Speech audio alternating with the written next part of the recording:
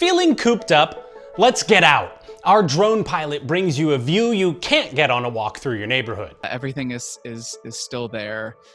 It is a comfort. So you've been isolating for more than 14 days, and I have too. But to do social distancing right, we still have to have our happy hours sitting far apart. And they had someone at each corner of the blanket, and they were having a cocktail party. Yeah, but BYOB, right? With Cindy's good question, we'll learn what it'll take to expand your circle. I'm the hairdresser. You got any advice? This is starting to get a little pointy right about here. Also, our team of animators builds a cartoon coronavirus, then rips the little bugger's head open.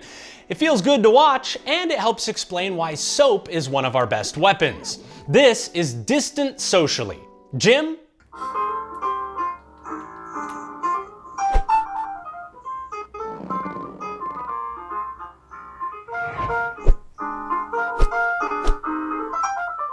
Hi, I'm Brandon, and this is Distant Socially. We're here for your new stay-home world. Serious question, what's your stay-home silver lining? My biggest one? I get to see my daughter more. We need to focus on our silver linings right now, the good things we have, the things we can do, because right now we're facing a hard truth. We want all of this to take longer. That's what flattening the curve is. If we do a good job, this pandemic will spread over a longer period of time. And if you or someone you love needs the hospital, then the hospital hopefully will be able to help. But that all comes at enormous cost. Silver linings remind us we're not powerless or hopeless. We can still do things to make this time better. And remembering that is good medicine for us all. I started writing mine down, and it feels good. I get to see my daughter more. I can see more stars at night lately. I get to wear t-shirts and pajamas all day if I want.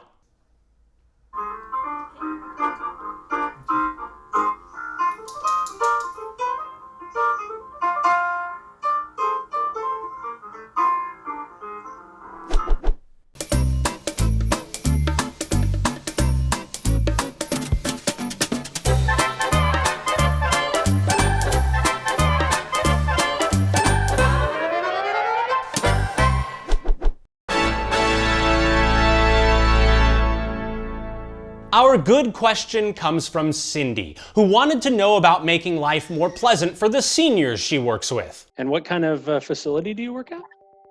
It's assisted living. Okay. Assisted living retirement community. What kind of work do you do with the people who live there then? Well, I'm actually a non-essential employee. I'm the hairdresser. No, you're So not. What can you tell people who are like, what am I going to do without a haircut for the next few months? Ponytails, man. Hats are a good thing. I don't know, I'm having a rough time myself. News you can use, right? To answer Cindy's question, we connected her via Zoom with Dr. Peter Bielenson. He's the head of Sacramento County's health department. Dr. B, I think I hear you. I'm here. There he is. Thanks for making some time. I appreciate it. Sure. So Dr. B, I work in assisted living retirement communities. And when all this started 2 weeks ago, we quarantined all of our residents to their own apartments, closed down the building. All the caregivers and staff are checking their temperatures, wearing masks, wearing gloves, doing all the things that you're supposed to do and keeping our residents safe. So they have all been quarantined to their own apartments for 2 weeks. If the building stays closed, can the residents come out into the common areas now in the building? The only break in the chain is that the employees do leave and come back. Right. So that is actually a significant worry, particularly with this population who can have serious consequences of the illness. I have some concerns about that. We talked about how long this virus lives on surfaces last week, but Dr. B says he worries about that way less than he does person-to-person spread, which is why we all need to keep up this heroic act of staying home. Experts think this virus is simply too contagious, and they say it's easy for people who have no symptoms at all to infect others. So Right. taking it, testing your temperature, et cetera, is probably not adequate. Oh, that's not adequate. It's really the fact that this is a novel virus, a new virus that no one has been exposed to before, which means everybody in the entire world literally is susceptible to it. And it's had a fairly high contagious quotient, if you will. They're taking every precaution that they can do to keep everybody safe and healthy. Yeah, and we appreciate that tremendously. Gotta be a bit lonely for some of those folks, though. Oh, they're going nuts. Yeah, they're going stir crazy. They need to get out. We will get out in just a few minutes, so hang with us. To get us out of this mess, Dr. B says we all need herd immunity. For viruses we've seen before, we do that with vaccines. But this particular coronavirus is brand new. The herd immunity in this case is not going to be by immunization. It's going to be by people who've been ill already and now have antibodies. Well, that was actually one of the questions that we had from viewers a lot is if I have this virus, can I get it again? Once I've gotten better, can I get it again? So we're still in the midst of a lot of research on this, but the best research shows that you have immunity if you convalesce, if you recover from this illness, which the vast majority of people do. You have antibodies or substances that can fight off the infection. And for the future, for at least a couple months to 5 or 6 months, it may be lifelong immunity, but we don't know that yet. So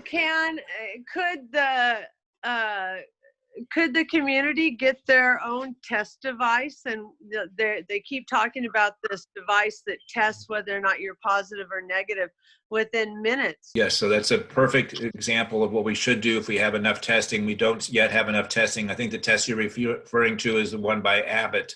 Yes, correct. Which is apparently going to be made available in the relatively near future. That will allow us to do these sort of things to check people for the illness. The only caveat is it may not pick up early infection. I'm not positive about that yet. So we're seeing, but certainly there will be tests that are available. There'll be rapid tests. South Korea has developed some rapid tests for that matter. So I think in the relatively near future, we will have more rapid testing, and that'll be necessary, and that'll take care of the issue that you were talking about.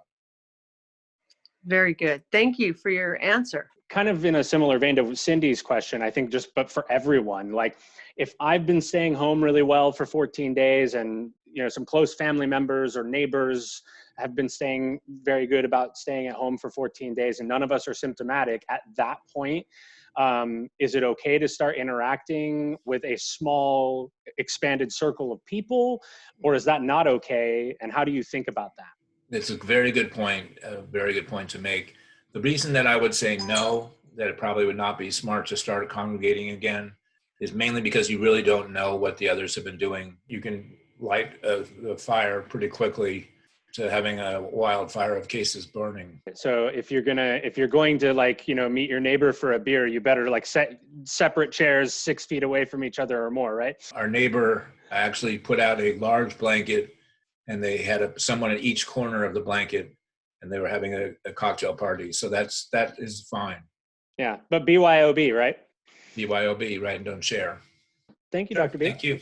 Thanks. All right, have a good one. I like the sitting on a blanket and having a cocktail party. I'm game for that one. Each thing I see, I learn a little bit more, and it just reaffirms what I do know, and that what I know is correct. So, how are the seniors where you work? How are they keeping any measure of socialization since they can't really be together? They do exercising, but they're still at least 6 feet apart, and they're right in their door, and they do the chair exercises. Believe it or not, some of them do have iPhones, and they know how to do that. Some of them have computers, and they do their emails. For everyday people who have older people they care about, that extra email, that extra phone call, that extra picture of the kids or the pets goes a really long way. It means the world to them. Hats are your best advice, though. Hats are good. Baseball hats, yeah. Thanks for that. I appreciate it. Right. Nice talking with you, Cindy. Later. Take care. You too. Bye-bye.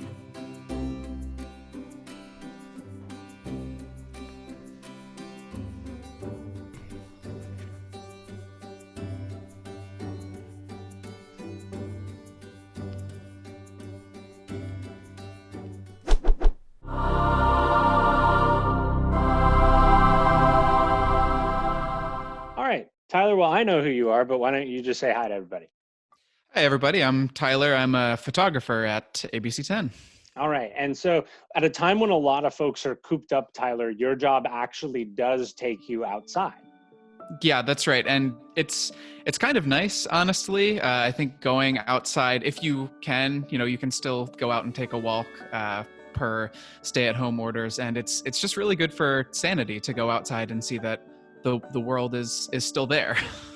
Yeah, I think I've had that feeling too, just driving around. You're just like, oh, this is something like normal, even if it's obviously not, because it's kind of empty. There's not a lot going on outside, so the story is kind of the lack of activity, for a better word, for lack of a better word. So, kind of the challenge with shooting drone footage in particular, when there's nothing to focus on, is to sort of find something to focus on, where look for an interesting landmark or an interesting a point of interest that someone would recognize, and kind of use that to show the emptiness of the city right now. Awesome. So you're going to take us on your trip outside today. That's right. Right now, the whole story is that all of us are changing our lives to try to do the greater good and keep people alive. You're out there, seeing this sort of like shell of a world that is created by that, right? So it's like it's not necessarily the central action of the story, but it's the reaction. It's the net result of all of this effort that everyone's making to stay put. Yeah, and as TV journalists, we always look for stories that are visual, and that's what's been the challenge about the coronavirus pandemic, is that it is the opposite of that. It's the absence of things happening. It's hard to show the impacts of it when the impact of it is everybody is staying inside. But the thing about putting a drone up is it really does putting the drone up there really gives you the perspective that you lack when you're just looking out your apartment window or taking a stroll in the 5 blocks around your house, and you can really see the world standing still. We took the footage of the Tower Bridge, I want to say 5:30, 6 p.m., what should have been prime rush hour, and you can see how few cars are on the road. Even though things feel so upside down right now, there are some constants, and I think sort of landmarks and the river and those sort of things are nice sort of grounding visual elements of everyone's experience around here. So we wanted to include that as well. I think kind of the most dramatic instances are taking a look at any of the college campuses. So we went to Sac State and UC Davis campuses. When we flew the drone up over UC Davis was when it really hit me. These are streets that I biked every single day on my way to the train to come to work, and this is a very bustling college town, and it's totally empty. Sacramento State, you typically see people on the quad, you'd see people on the track, and we only really spotted maybe 1 or 2 people. These campuses are totally shut down, and it's kind of eerie.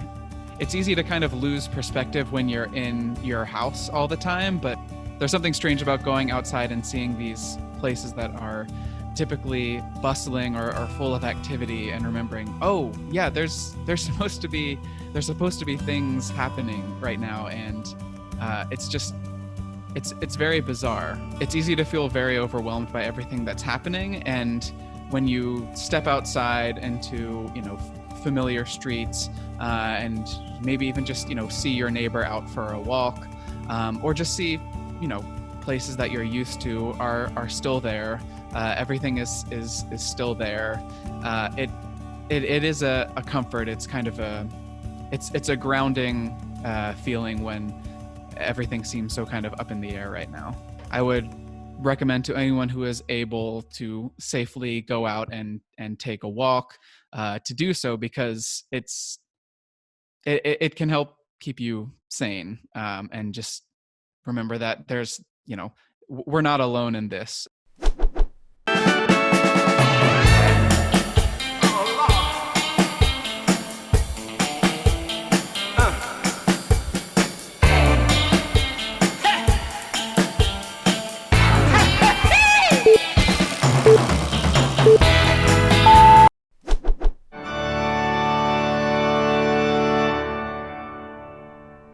Good old soap. For years, it was good at two things: cleaning and giving kids a reason to avoid curse words. Ick. Let's talk the former, not the latter. By now you've heard about the 20-second rule. Wash your hands with soap and water for 20 seconds. But why do we do that? Why? Why? Here's why. Take a close look, a really close look at soap, and you'll see this. A molecule. One side loves water, the other loves fat, hates water. Put soap and water next to oil, let's say, and the soap molecules go to work. Water-loving side goes toward water, fat-loving side goes toward the oil. That's why soap does such a good job of cleaning your gross, grimy dishes. Now let's see it interact with the novel coronavirus, named because of those weird things sticking out. Those things allow the virus to enter your lung cells, and that's a bad thing. The outer layer of the virus has a weakness, the water-hating, fat-loving side of the soap molecule. See that?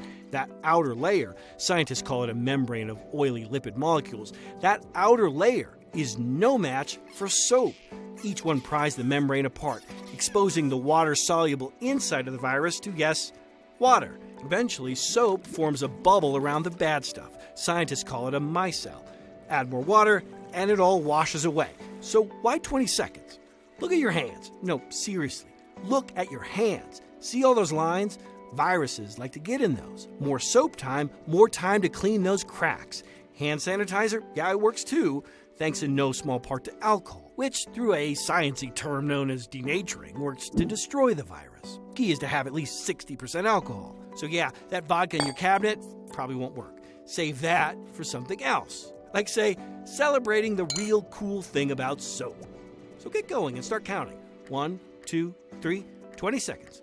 Should do the trick. Yay, soap! Music lifts our spirit no matter what style you listen to. And I think that we need more arts because that is something that will carry people through, and historically it always has. I'm not gonna say that any better than Jim, so here's how to share your music or art with all of us here, and that's Distant Socially. Keep in touch and enjoy this tiny concert that Jim shared with my colleague Barb. Because I should play something that's not copyrighted, maybe? Yeah, play something that's not copyrighted. Okay. All right, let's see. How about... I'll just play a blues. How about that? Just the blues. Yeah, give me that blues.